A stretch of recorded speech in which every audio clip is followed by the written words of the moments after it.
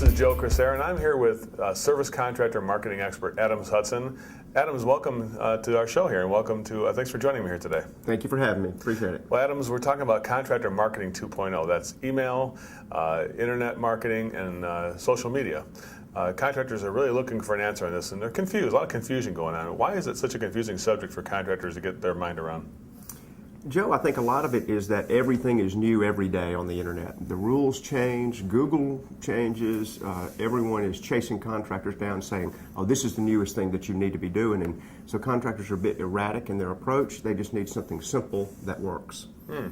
And so is there a simple formula or a simple way to kind of remember the areas of this seems like a very seemingly complex subject, a way for us to kind of get this under control and guidelines?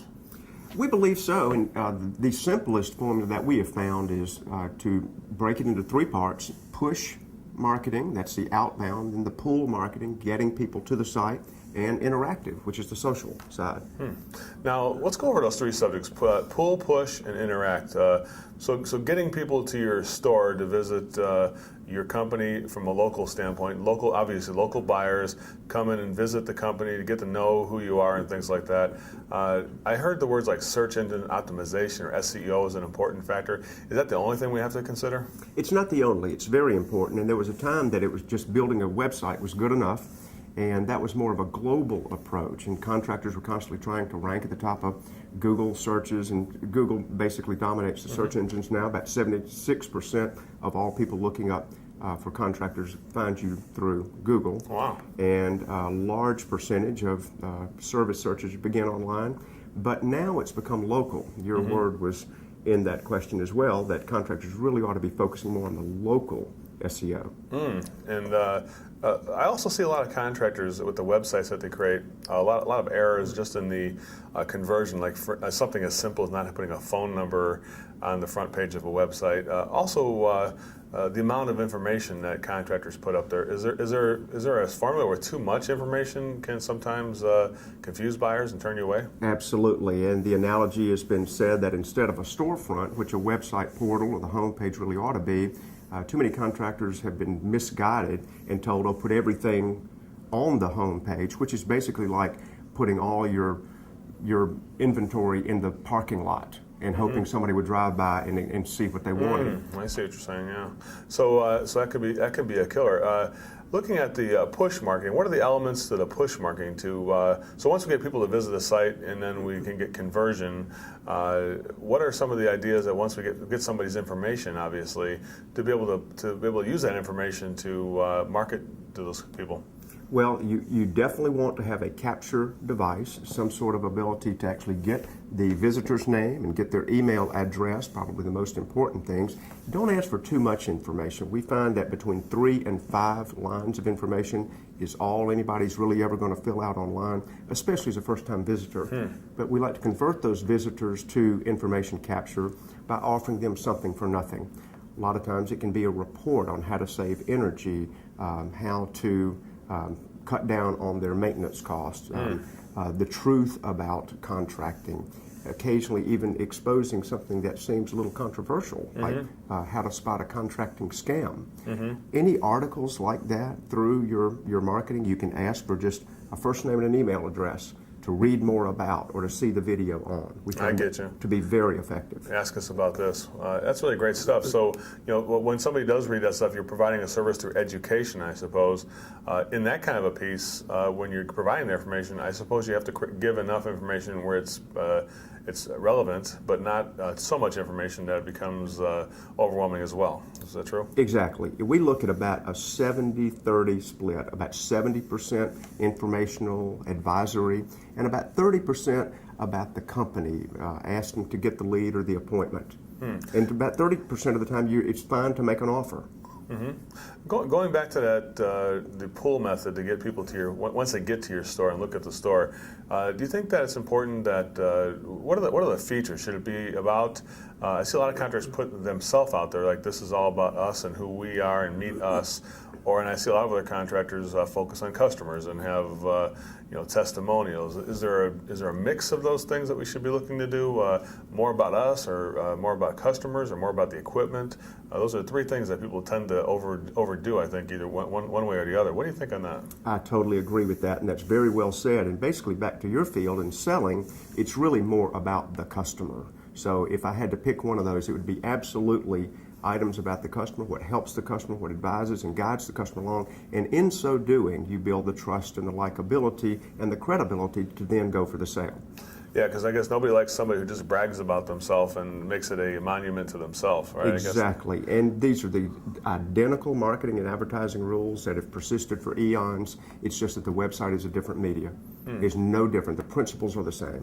Well, let's talk about the push. Once we have the information, people have come to the site, they've learned about how you help customers, signed up on the email list to be able to get the special report. Now we're going to use that information to communicate with customers via email and other methods.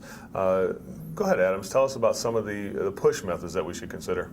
The most direct push method that contractors should be familiar with is email.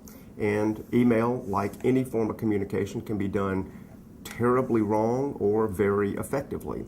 The first thing to look out for is the subject line. So many people foul that up. They forget that the subject line really directs whether or not anybody's going to even open it. So if the subject line is wrong, no one is going to open the email. So that's critical. Those should be written like headlines. And there are basically a couple of families of those. There's curiosity, such as, did you see this, as a headline example. You can use an unfinished sentence. You can use an impending urgent situation, such as a very effective headline, subject line we've seen is, a mistake on your bill, question mark. People are going to open that. Yeah, that's definitely one open. And the from line used to be that the branding so-called experts said you should always put from your company, sort of building that branding. Wrong. The open rate on from the company is poor. It should be Sheila at or Joe at. It should be an actual person communicating, because it's a one-to-one communication tool. Yeah, otherwise it seems like a broadcast. It seems like a broadcast, and people spot that from a mile away. There are about 270 current spam words, common words that you see all the time: free, money, sell. A lot of those get tripped up in spam filters, which is why we've really begun to see much, much shorter emails leading the prospect through the message and then click to go on the site, where it's way less dangerous. Well, the final area, if you don't mind moving to that, I mean, that's interesting about communicating in that way and all those different details you have to keep in mind. The interaction, once you're interacting with email, of course, that's just more or less a written interaction. Then there's some more personal interaction, getting to really know people one-on-one via social media. How could I'm confused as to how you can get that local approach to social media where you're not interacting with the wrong people. You're trying to find people who are relevant to you as a company, and that you're relevant to them too. How is that accomplished to make sure that you have the right local audience you're going to be talking to? I think a lot of people are confused by the social media aspect. The ROI has been abysmal for most people who just spend days and day in, day out trying to scare up one or two leads. Probably the most important thing they can do, Joe, is to have a business page and a personal page. Let people play on their personal page and let them do whatever personal communications they want there, but then the business page should maintain a professional air, once again, about that 70-30 relationship, 70% informational advisory, 30% can be offers, specials, etc. The neat thing about the social side is when I mentioned earlier about attracting people to the site through reports and special videos or audios, is that now the social side can point people to those. Here's a new video that we just filmed on, and whatever the topic is, if it's alluring, you will get traffic. That goes to the site, builds your SEO. It's a wonderful system. So if you were putting on a new water heater and a brand new piece of equipment that just came on the market, or you want to illustrate in a new faucet or a furnace or air conditioning unit or electrical panel, something that was new. It might be a good subject for a video to illustrate and put that on maybe another social type or another internet type of network like YouTube and things like that, and point to those things you're saying. It would, absolutely. Remembering what we said earlier, that it's got to be about the customer. It can't all be about hardware and company wonderfulness. It has to be in terms of how that benefits the customer. I suppose if you can get the customer to interact on that kind of a video, it would really be great. It would be.